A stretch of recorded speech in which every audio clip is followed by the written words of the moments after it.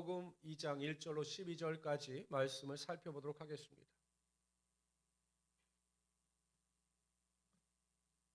신약 성경 144페이지입니다.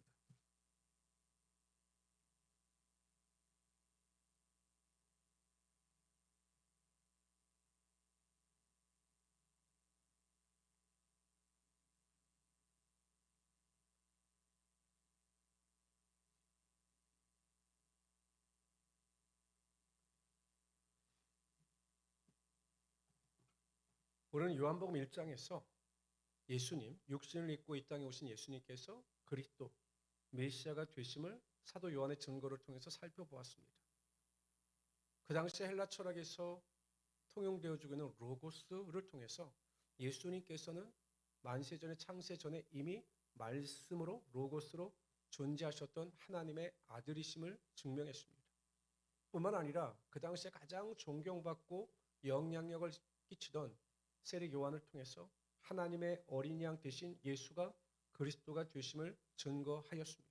그 1장의 내용이거든요. 그러니까 어떤 이론을 가지고 어떠한 그 다른 사람의 증언을 통해서 예수가 하나님의 아들이시고 메시아다 이렇게 증거를 하였습니다. 2장에서는 어떤 내용이 나오느냐? 예수가 그리스도시고 하나님의 아들이심을 예수님께서 놀라운 표적, 기적이라는 표현을 쓰지 않습니다. 요한복음 표적입니다. 표적이 무엇이냐? 예수님께서 하나님의 아들이심을 나타내는 기적이기 때문에 그것을 표적이라고 표현하고 있습니다. 오늘은 아주 재미있는 내용입니다. 우리 1절부터 12절까지 한 절씩 교독합시다. 여러분들 먼저 1절을 읽어주세요. 읽습니다. 시작.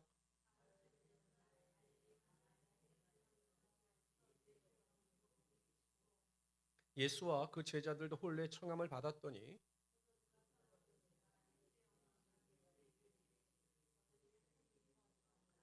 예수께서 이르시되 여자여 나와 무슨 상관이 있나이까 내 때가 아직 이르지 아니하였나이다.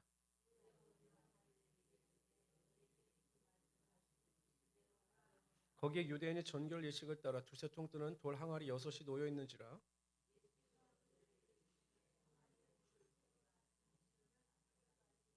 이제는 떠서 연회장에 갖다 주라 하심에 갖다 주었더니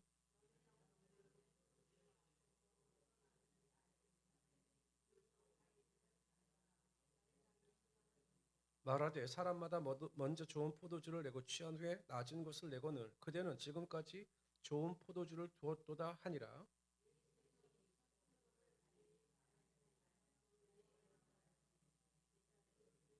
예수께서 첫 표적이라고 합니다. 첫 표적. 예수가 그리스도가 되심을 나타낸 첫 표적을 갈릴리 가나에 수행하셨다는 겁니다.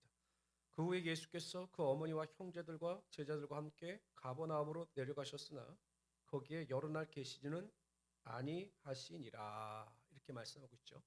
2장 1절 어떻게 시작합니까? 사흘째 되던 날 이렇게 표현을 합니다. 이 사흘째 되던 날이라고 하는 의미는 예수님께서 제자로 택하신 나다니엘과 대화를 나누고 사흘째 되던 날 이렇게 의미하는 겁니다. 정확한 시간을 표시하는 이유는 한 가지입니다. 예수님께서 행하신 이 가나안의 표적이 만들어낸 신화가 아니라 실제적인 사건임을 알리기 위하여 정확하게 언제 어디에서 사건이 일어났는가를 밝히고 있는 거죠. 그러니까 여러분 어떤 사건이 실제했느냐 사건이 일어났느냐 가장 중요한 것은 몇 시에 그 사건이 일어났느냐가 중요한 거죠. 그러니까 실제적인 사건의 시간이 있으면 그 사건의 존재 자체가 부인될 수가 없는 겁니다. 그런 의미에서 이 사도 요한은 정확하게 날짜를 밝힘으로 가나안에서 일어났던 그 혼인잔치의 기적이 만들어낸 이야기가 아니라 하나님의 아들이신 예수 그리스도의 표적의 능력이었다 이렇게 밝히고 있는 겁니다. 2절에 이렇게 나옵니다. 예수와 그 제자들도 혼례의 청함을 받았더니 이렇게 얘기합니다. 그런데 여러분 우리가 성경을 보통 정경이라고 하거든요. 이제 성경을 정경화 작업. 우리가 기록해야 될 것은 그 예수님께서 돌아가시고 그 필사를 했던 원본은 남아 있지 않아요. 성경에 원본은 아니라 대부분 필사본이나 사본이 남아 있는 겁니다. 원본은 없는 건데. 그래서 여러 가지 이제 과정을 거쳐서 우리가 성경 66권이 정경, 캐논이라고 하는 정확한 성경의 정통성으로 인정을 받게 된 거죠. 그런데 정경으로 인정받지 못한 성경 내용 중에 외경이라고 하는 것이다. 외경. 근데 그 외경에 보면 이 가나의 혼인 잔치의 여주인이 누구냐면 그 예수님의 어머니 마리아의 여동생 살로메의 집으로 표현하는 내용이 나옵니다. 그리고 이 살로메의 아들이 누구냐면 이 요한복음을 기록하는 사도 요한의 어머니예요. 어떤 사람들은 사도 요한이 그럼 그 당시에 결혼식의 주인공이 아니었느냐 이렇게 상상을 하기도 합니다. 이런 중요한 것이 있습니다. 물론 이것이 정확하게 성경에 기록되어져 있는 내용이 아니기 때문에 뭐 살로메가 마리아의 여동생이다라고 밝힐 수는 없지만 전체적으로 마리아가 그 잔치에서 행하는 행동이나 말을 보면 굉장히 중요한 역할을 감당하고 있었음을 우리가 알 수 있게 되는 겁니다. 요즘에는 여러분 우리 결혼식이요. 요즘에 대단한 게 예전에 보통 토요일 아니면 주일날 결혼식을 했는데 막 요즘에 평일날 결혼식을 하는 분들 우리나라에 많더라고요. 워낙 뭐 결혼식장 잡기도 힘들고 또 평일날 하면 또 결혼 예식 비용이 또 저렴하니까 제가 보기엔 또 그런 이유도 있는 것 같아요. 그냥 오지 말고 부준해라. 와서 먹는 것보다 부준하는 게 낫다. 뭐 이런 생각도 있는 것 같은데. 근데 이 이스라엘은 정통적으로 언제 예식을 거행했냐면 수요일 날 했습니다. 수요일 날 하고. 근데 우리는 어떻습니까? 예식이 끝나고 먹지요. 아니구나. 요즘은 예식하기 전에 먹고 그냥 가는 분들도 있긴 한데 보통 우리 예식은 식이 끝나고 음식을 먹는데 이스라엘은 먼저 포도주나 음식을 충분히 섭취하고 즐겁게 흥을 돋우다가 식을 나중에 합니다. 밤에 보통 식을 하고 그리고 바로 신랑 신부가 자신의 집으로 들어갑니다. 근데 중요한 게 무엇이냐? 이 결혼 잔치에 그 뭐 사도 요한이 되었든 이 결혼식의 주인공이 누구가 됐든 간에 예수님과 그의 제자들을 초대했다라는 겁니다. 우리가 뒤에 살펴본 내용에 보면 이제 여러 가지 기적이 나타났잖아요. 그러니까 이 기적이 일어날 수 있었던 첫 번째 원인 중에 하나가 무엇이냐? 이 사람들은 어떤 그 포도주가 떨어질 것을 상상하고 예수님을 예상하고 예수님을 초청한 것이 아니라 그냥 예수님이 좋아서 그러니까 예수님이 가까운 분이라서 예수님과 그의 제자들을 함께 초대한 겁니다. 그래서 어찌 보면 사도 요한이라고 하는 학설이 더 설득력이 있는 겁니다. 그랬더니 여러분 결국 예수님을 초대했기 때문에 그 가나안 혼인 장치에서 포도주가 떨어진 위기 가운데 더 좋은 포도주를 제공할 수 있는 예수님의 표적이 나타나게 되었던 겁니다. 성도의 삶에서 가장 중요한 것은 내가 마음속에 낙심이 있든 우울감이 있든 마음의 평안이 있든 삶에 아무 문제가 없든 뭐 내가 삶의 고난이나 환난 가운데 걸어간다 할지라도 제일 중요한 것은 항상 예수님을 내 삶에 초대하는 겁니다. 여러분 우리가 아침에 일어나면요 그런 기도가 굉장히 중요합니다. 하나님 오늘도 항상 나와 함께 하시고 나를 도와주시고 나와 동행하여 주사 삶에 일어나는 모든 일 가운데 낙심하지 아니하고 하나님과 동행하는 삶의 기쁨과 만족을 누리며 오늘 하루 승리하게 하여 주십시오. 내 삶에 그 예수님을 하나님을 초청하는 것이 굉장히 중요합니다. 그럼 우리가 하나님을 더 의지하게 되고 또 하나님께서 내 마음과 생각 속에 성령의 인도하심을 쫓아 임하심으로 말미암아 우리가 또 하루를 승리하며 살아갈 수 있게 하여 주시는 거죠. 그러니까 우리가 매일 그냥 입술로만 그냥 나는 믿습니다라고 막연하게 말할 것이 아니라 구체적으로 내 삶의 매일 매 순간 하나님을 초대하고 초청하여 하나님과 동행하는 삶을 살아갈 수 있어야 한다라는 것입니다. 그런데 대부분의 경우 그런 하나님, 예수님에 대한 초청이 없고 동행하심에 대한 갈구가 없기 때문에 그냥 우리 스스로 이 세상을 그냥 분투하면서 살아가는 거죠. 정말 힘들게 살아가는 겁니다. 하나님이 나와 함께 하시고 나를 도와주시면 항상 우리의 삶의 푸른 초장과 쉴만한 물가로의 인도하심이 나타나게 되어 있는 거죠. 항상 그런 믿음을 가지고 예수님을 초청하고 환영하며 살아갈 수 있는 하나님의 귀한 성도들이 되시기를 주님의 이름으로 축원합니다. 3절, 4절, 5절에 이렇게 말씀하십니다. 포도주가 떨어진지라 예수의 어머니가 예수에게 이르되 저들에게 포도주가 없다 하니 예수께서 이르시되 여자여 나 무슨 상관이 있나이까 내 때가 아직 이르지 아니하였나이다. 그의 어머니가 하인들에게 이르되 너에게 무슨 말씀을 하시든지 그대로 하라 하니라. 이스라엘 그 결혼 예식에서 가장 중요한 음식은 포도주였습니다. 우리나라에서는 가장 중요한 음식이 보통 전라도에 가면 제일 중요한 결혼 예식의 음식이 보통 홍어더라고요. 홍어. 장례. 저는 그래서 전주에서 사역할 때 좀 너무 힘이 들었어요. 왜냐면 저는 홍어를 먹지 못하는데 그냥 홍어를 드시라고 막 탕도 홍어탕. 회도 홍어 삭힌 거.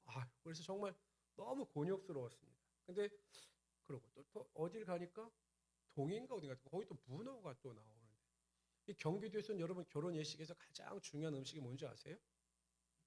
이 결혼 예식에서 이게 빠지면 절대 안 됩니다. 그래서 이 맛이 어떠하냐에 따라 그 결혼 예식에 대한 사람들의 평가가 달라집니다. 어떤 음식인지 아세요? 육회입니다. 육회. 진짜요? 그건 제 생각입니다. 저는 결혼식에서 가장 중요한 게 육회라고 생각을 해서 그렇게 결론을 내리고 또 어디 가셔가지고 또 그런 말씀을 절대 하시면 안 됩니다. 근데 요즘 포도주가 떨어지니까요. 완전 히 혼인 예식의 분위기가 엉망이 될 위기에 처한 겁니다. 그래서 마리아가 예수님께 나가 말씀을 드립니다. 예수님, 이들에게 포도주가 다 떨어져 갑니다. 라고 이야기를 합니다. 그러니까 이 마리아는요. 그 예수님이 하나님의 아들이신 것을 알았던 거죠. 그 위기 가운데 그 포도주를 충분히 만들어내실 분은 예수님밖에 없다는 사실을 알고 그 포도주가 떨어질 위기에 처했을 때 가장 먼저 예수님께 나가 도움을 요청한 겁니다. 만약에 여러분 마리아가 그 포도주가 떨어지는 위기 속에서 뭐 포도주를 사라고 뭐 지시하고 어디에 나가라 구하라고 했으면 아마 그 혼인잔치 예식이 굉장히 혼란스러워졌겠죠. 근데 가장 먼저 이 위기를 해결해 줄 수 있는 분은 예수님이라는 사실을 깨닫고 예수님께 대하여 그 문제를 아는 겁니다. 문제를 대하는 우리의 태도가 이래야 되는 거죠. 성도는 항상 무슨 일이든지 하나님께 나가 먼저 기도하고 하나님의 도우심을 구하는 믿음의 습관을 가지고 나가야 합니다. 항상 어떤 문제를 딱 만났을 때 내가 마음속에 슬픔과 좌절과 우울감이 다가올 때 세상적인 방법이나 인간적인 방법으로 해결하려고 노력할 것이 아니라 가장 먼저 하나님 앞에 나가 무릎을 꿇고 하나님의 절대적인 도움을 구하는 믿음의 결단이 있어야 한다는 것입니다. 여러분 우리 스스로 노력하고 우리 스스로 해결하고 하려고 할 때 하나님은 침묵하십니다. 우리가 하려고 하면 절대 하나님은 우리 인생 가운데 개입하시지 않습니다. 그러나 우리가 모든 것을 내려놓고 하나님께 맡길 때 하나님은 우리를 위해서 일하시는 하나님이 되신다는 거죠. 그래서 여러분 우리가 모든 것을 하나님께 맡기고 하나님께서 이루실 것을 믿음에 나아갈 때 하나님께서 우리에게 평안을 허락하여 주시고 그 문제 가운데 하나님의 능력이 나타나게 하여 주시는 겁니다. 우리 한번 읽어봅시다. 베드로전서 5장 7절 다 같이 읽습니다. 시작. 너희 염려를 다 이는 그가 너희를 돌보심이라. 우리 모든 염려를 가장 먼저 주님께 맡길 때 예수님께서 하나님께서 우리 모든 문제를 돌보시고 하나님 은혜 가운데 행하여 주신다는 겁니다. 근데 여러분 그 마리아 어머니가 나와서 예수님께 대하여 간절히 부탁했습니다. 포도주가 떨어져 갑니다. 어떻게 좀 문제를 해결해 주십시오라고 이야기를 했더니 예수님께서는 전혀 예상치 못한 반응을 보이십니다. 뭐라고 말씀하시냐면 이렇게 말씀하십니다. 여자여 나와 무슨 상관이 있나이까? 내 때가 아직 이르지 못하였나이다. 어떤 분들은요. 잘 믿음이 없는 분들은 참 예수님이 예의가 없다. 어떻게 어머니에게 대해서 여자여 이렇게 말을 할 수 있느냐라고 이의를 제기하는 분들도 있습니다. 근데 이 여자라고 하는 이 호칭에 대한 것이 우리가 일반적인 한글 표현이라 그렇지 헬라어에 보면 이 여자여라고 하는 헬라어가 귀나이라고 하는 호칭입니다. 이 귀나이는 왕후를 부를 때 부르던 호칭이에요. 그러니까 자신의 왕이 자신의 왕후를 존귀하게 여기며 여자여라고 부를 때 사용하던 단어가 귀나이입니다. 근데 예수님께서 육신의 어머니인 마리아를 부를 때 귀나이라고 불렀던 겁니다. 근데 예수님께서 마리아의 요청을 거부하십니다. 그 이유는 무엇이냐? 아직 내 때가 이르지 아니하였다라는 겁니다. 그러니까 여러분 마리아가 볼 때 너무 급해요. 지금 막 포도주가 떨어지면 막 예식의 흥이 끊길 것 같습니다. 그런데 예수님이 보기엔 아직 예수님께서 그 포도주의 위기를 위해서 일하실 때가 되지 않았다라고 판단하신 겁니다. 그러니까 마리아가 생각하는 그 문제 해결의 때와 예수님께서 개입하셔서 모든 문제를 해결하실 그때가 달랐던 거죠. 그래서 예수님께서는 아직 내 때가 이르지 아니하였나이다라고 말씀하고 있는 겁니다. 우리도 마찬가지죠. 가끔 보면 우리가 어떤 일이나 문제가 발생했을 때 그 일의 문제나 어려움이 빨리 해결되기를 원할 때가 있습니다. 참 급하죠. 인간이기 때문에 어쩔 수 없이 급합니다. 빨리 이 문제가 해결되고 빨리 어려움이 극복돼야 좀 내가 편안할 텐데 여전히 문제가 있고 어려움이 있으면 참 마음이 무겁습니다. 근데 하나님의 때는 다르다는 거죠. 제가 매일 강조하지만 하나님은 빠름보다 완전함과 정확성에 무게를 두시는 하나님이 되신다는 겁니다.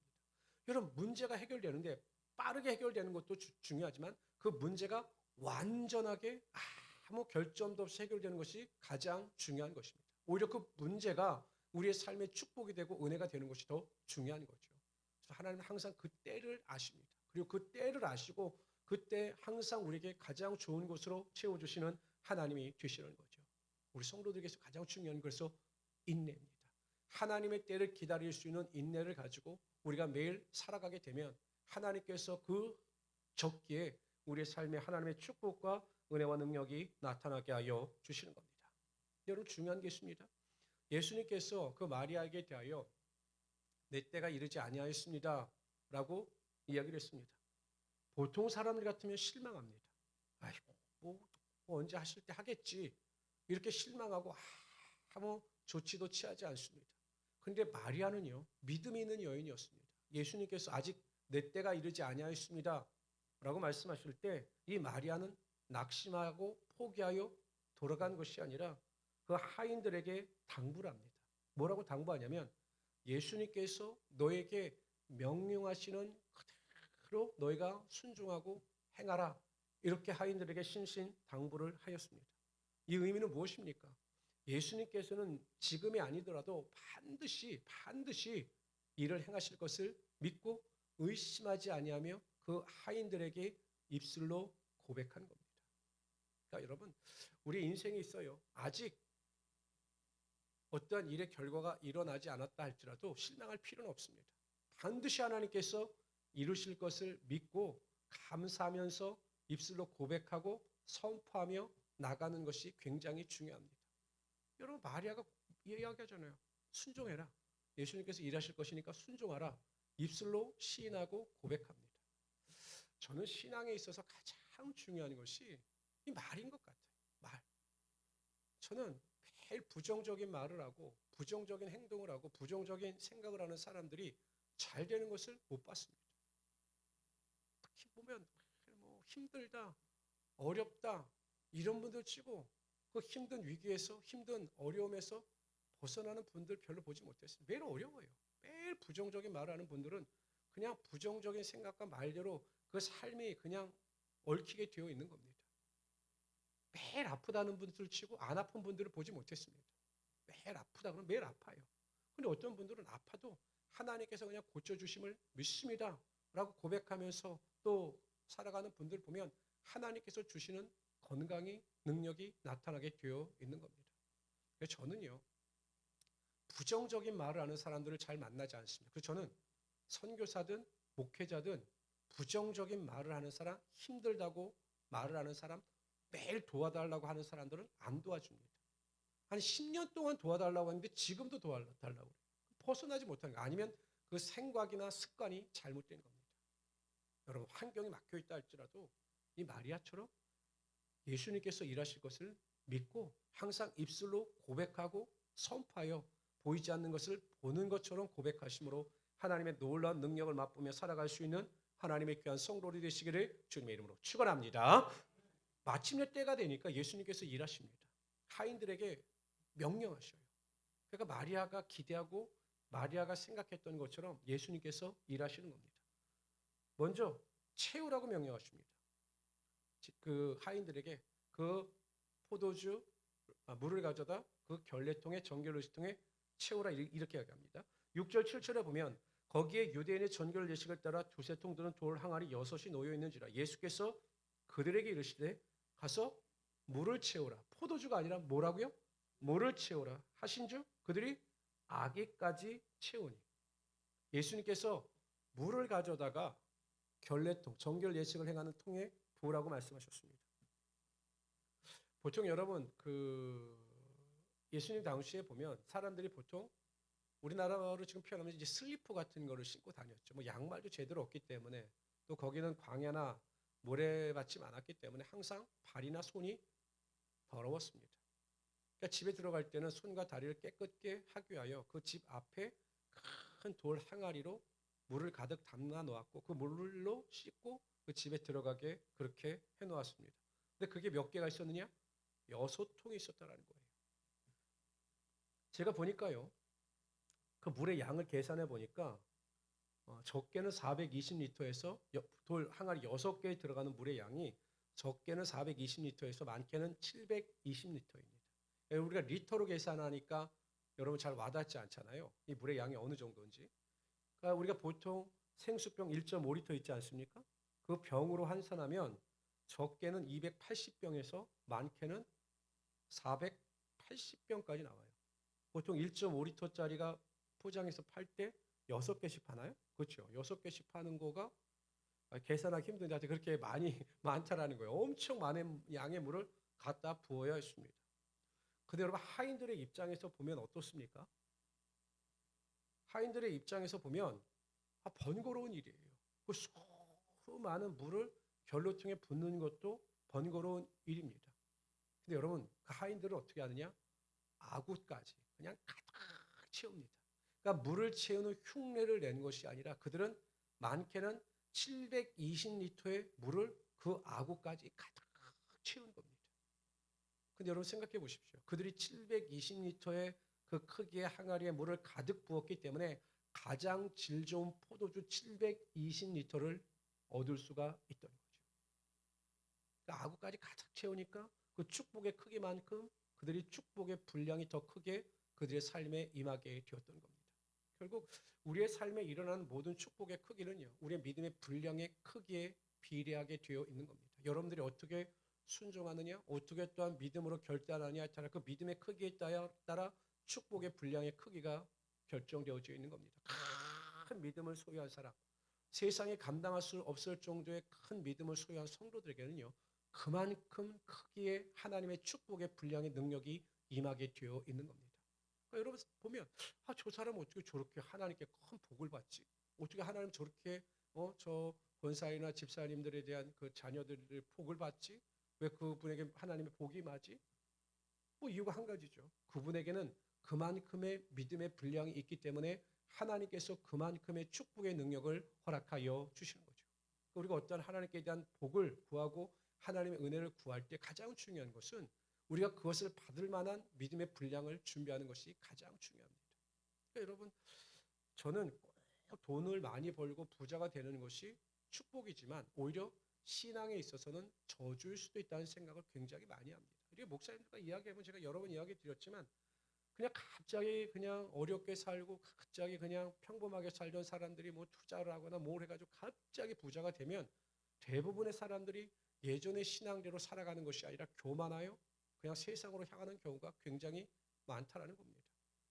그렇기 때문에 항상 우리의 믿음이 견고하여 흔들리지 않도록 교만하지 않도록 자고하지 않도록 믿음의 분량의 크기를 더 크게 키워나가심으로 말미암아 하나님의 더 큰 축복과 은혜와 능력을 맛볼 수 있는 우리 성도들이 되시기를 주님의 이름으로 축원합니다.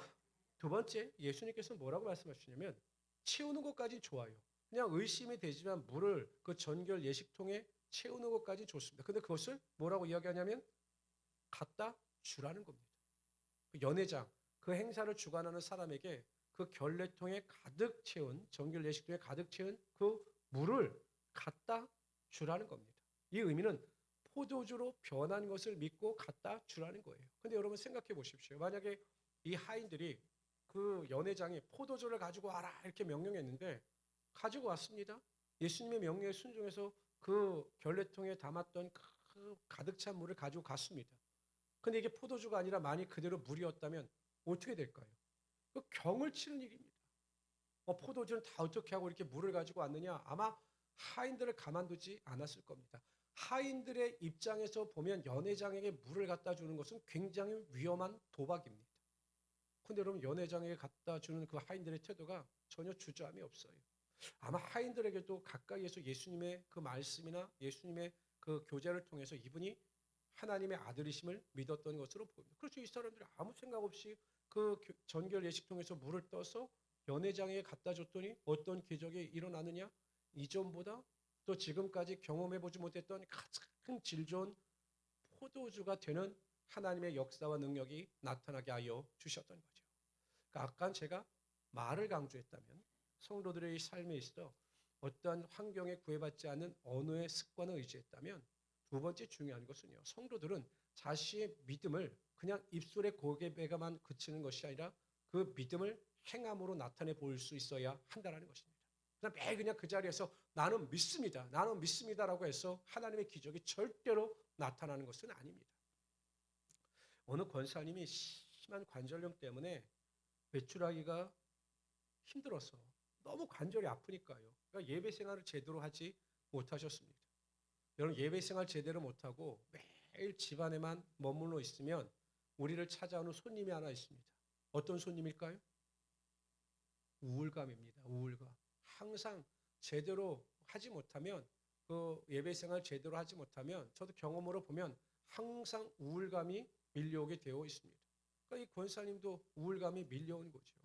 그리고 제대로 나가지 못하니까 매일 그냥 집안에서 부정적인 생각과 부정적인 말을 했던 겁니다. 그런데 어느 날 그 집에서 기도하는데 그 마음에 하나님의 소원이 일어나는 겁니다. 아, 내가 이렇게 살아서는 안 되겠다라는 생각을 가지게 되었습니다. 그리고 그냥 기도하고 집안에만 머무르는 것이 아니라 그냥 하나님께 기도하고 고쳐주실 것을 믿고 교회 주중 예배, 주일 예배에 참석하기 시작했습니다. 예배에 참석했다고 바로 이 통증이 사라지는 것이 아니에요. 갔다 오면 너무 아팠습니다. 그러나 그럼에도 불구하고 하나님께서 고쳐주심을 믿고 또 예배에 참석하고 또 예배에 참석했습니다. 그러다 조금씩 변화가 나타나기 시작합니다. 하나님께서 예배에 대한 기쁨도 회복시켜 주시고 삶의 행복도 회복시켜 주셨을 뿐만 아니라 조금씩 관절에 대한 통증도 사라지게 하여 주셨습니다. 그리고 마침내 하나님께서 건강을 주사 이제 자유롭게 예배에 참여할 수 있었다라고 하는 간증을 하셨습니다. 항상 마귀는요 그 자리에 머물러 있으라고 이야기를 합니다. 그런데 하나님은 항상 우리가 일어서기를 원하시는 겁니다. 항상 예배의 자리에 나오고 믿음의 자리에 나와서 하나님께 영광을 돌리고 하나님께서 기뻐하시는 삶을 살아가기를 원하시는 하나님이 되시는 겁니다. 그러니까 여러분들처럼 이렇게 수요 예배에 나오고 금요 기도에 나오면 하나님의 기적과 역사와 능력과 또한 하나님이 주시는 기쁨과 행복을 누리며 살아갈 텐데 참 우리의 게으름과 나태함이 그것을 방해하는 것 같습니다. 이 자리에 참석한 우리 모든 성도님들은 삶의 환경이 어떠하든지 간에 마음속에 주어지는 하나님이 주시는 그 믿음을 쫓아 결단하시고 행하심으로 말미암아 그 행함 가운데 역사하시는 하나님의 축복과 능력을 맛보며 살아가시는 하나님의 귀한 성도들이 되시기를 주님의 이름으로 축원합니다. 기도합시다. 조시 하나님, 오늘도 하나님께서 우리를 사랑하여 주시고